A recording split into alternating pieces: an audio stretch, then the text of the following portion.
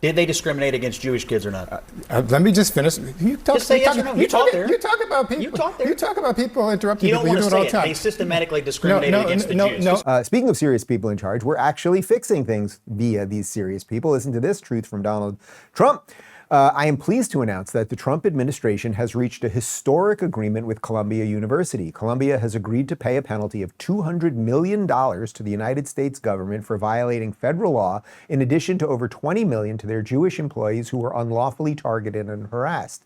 Columbia has also committed to ending their ridiculous DEI policies, admitting students based only on merit, and protecting the civil liberties of their students on campus. Numerous other higher education institutions that have hurt so many and been so unfair and unjust, and have wrongfully spent federal money, much of it from our government, are upcoming. It's a great honor to have been involved, and I want to thank and congratulate Secretary Linda McMahon and all those who worked with us on this important deal. I also want to thank and commend Columbia University for agreeing to do what is right. I look forward to watching them have a great future in our country, maybe greater than ever before. Well, I hate to tell you, Don, it's not going to be greater than ever before. I suspect that they will find other ways to launder the lies of DEI through the system, and the rot there is so deep that you'd have to fire so many administrators and so many professors. What are you going to do about all the professors that are brainwashing all of these kids and all of those things?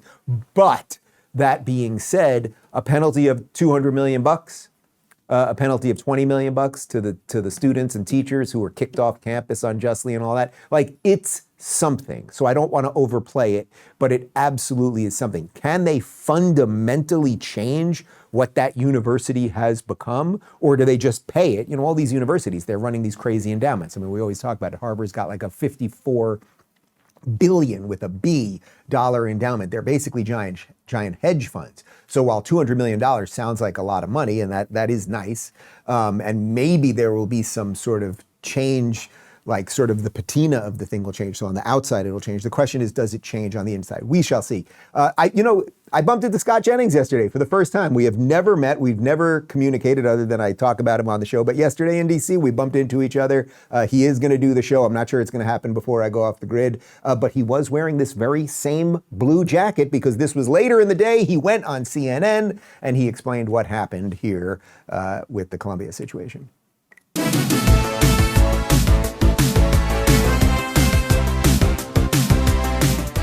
Did they discriminate against Jewish kids or not? Let me just finish. Just say yes or no. You talk there. You talk about people. You talk there. You talk about people interrupting people. You people. don't want You to do it all say the it. time. They systematically discriminated against the Jews. Just go ahead and say it. You don't pay $200 million to just, quote, make something go away.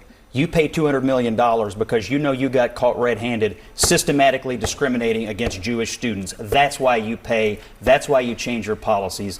If elections have consequences, if Trump had not won, they would still be doing it today. Thank God he pushed back on them. You say extortion under your breath, and it made me think. Do you know what extortion is? It's when student activists take a building on campus hostage, and then they blackmail the administration and say, if you do not divest from Israel, we will lay siege to another building. That's extortion. And by the way, it's beyond anti-Semitism. Well, Scott is right that in that these universities needed to change. Obviously, there was anti-Semitism going on in a big way. They needed to change. I think a lot of those changes have been made gratefully. Connor, we may have to edit to the Scott and the Retards bumper because, my God, that Caroline chick, yeah, you're right.